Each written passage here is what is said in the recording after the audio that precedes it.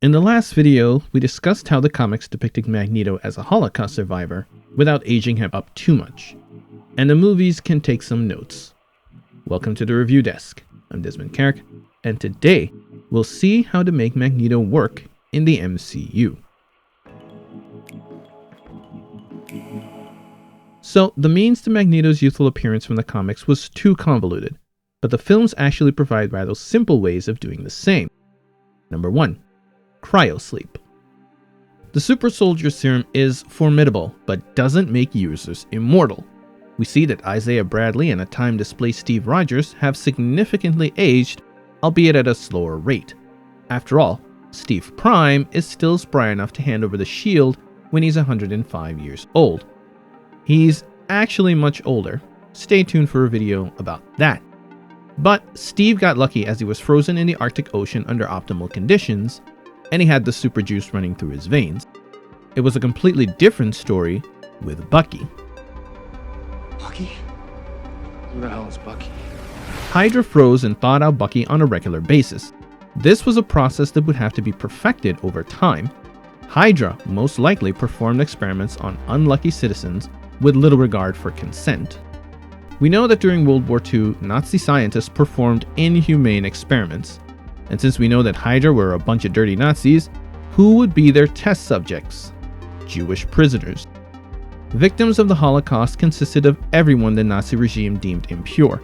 This included Romani, people of African descent, homosexuals, but for the majority, Jewish people. Hydra could have run experiments to perfect their freezing technique, and one of the surviving members could have been Magneto.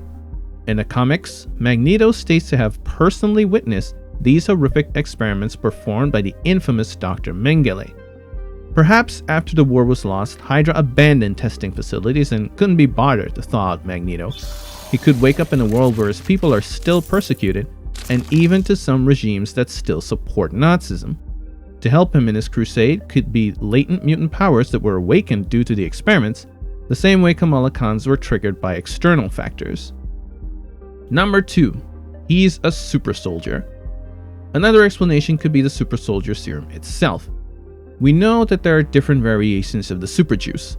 There's the one Steve Rogers was given, the one Hydra developed and gave to Bucky, the one perfected in Madripoor and taken by John Walker, but we should also keep in mind that the Russians apparently developed a version of their own. Red Guardian is a result of their own super juice program, and he seems to be much stronger than the other super soldiers.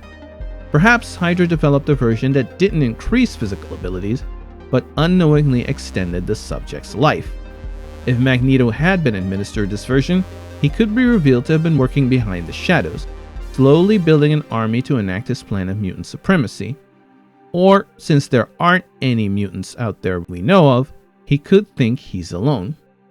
When mutants eventually do spread up, Magneto could take it upon himself to become their protector and prevent a mutant holocaust from happening. Number 3. Displacement.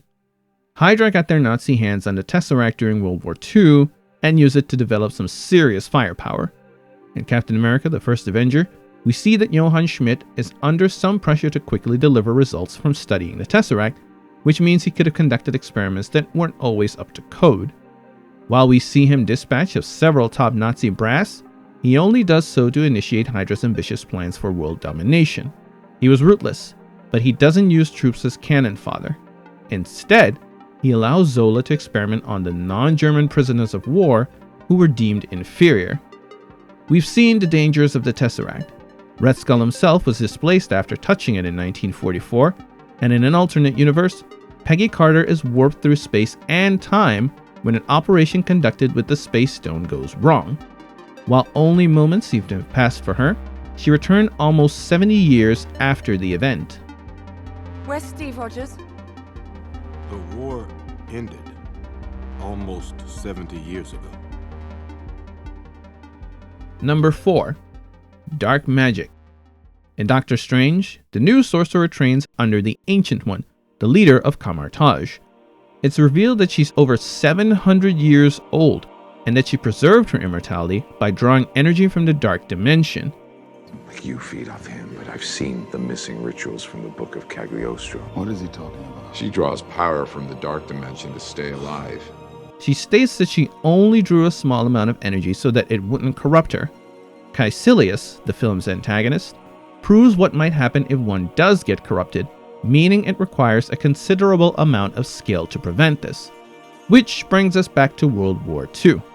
We know that the Nazis, and by extension Hydra, believed that mythical artifacts could provide them with the power necessary to turn the tide of war. Aside from the Tesseract, Hydra could have experimented with drawing energy from the Dark Dimension themselves.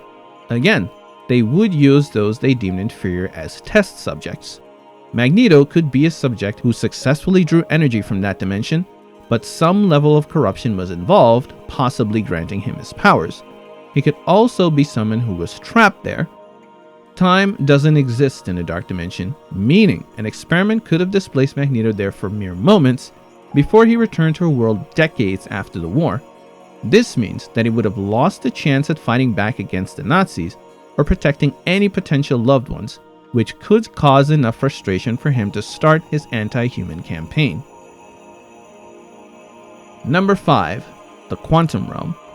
The Quantum Realm could be the perfect setup for Magneto's age, but also his powers. We know that time works differently in the Quantum Realm. Jenna Van Dyne was stuck down there for 30 years and developed superhuman abilities which allowed her to heal ghosts from her inconsistent phasing. Scott Lang, on the other hand, spent 5 hours in there, but much more time had actually passed. While Pym particles were invented till the 70s, Magneto could have somehow found his way to the Quantum Realm, either through magic, meddling with the Space Stone, or an early precursor to the Pym particles themselves. It would also easily explain how he became a mutant and developed powers, in his case, powerful magnetic abilities. So, those are ways I think the films could introduce Magneto as a Holocaust survivor without having to worry about his age. Join me next time as I explore a much easier, but also much more controversial way to introduce Magneto into the MCU. Do you have any other ideas about how this could be done? Let me know in the comments below. Thanks for watching. Please subscribe.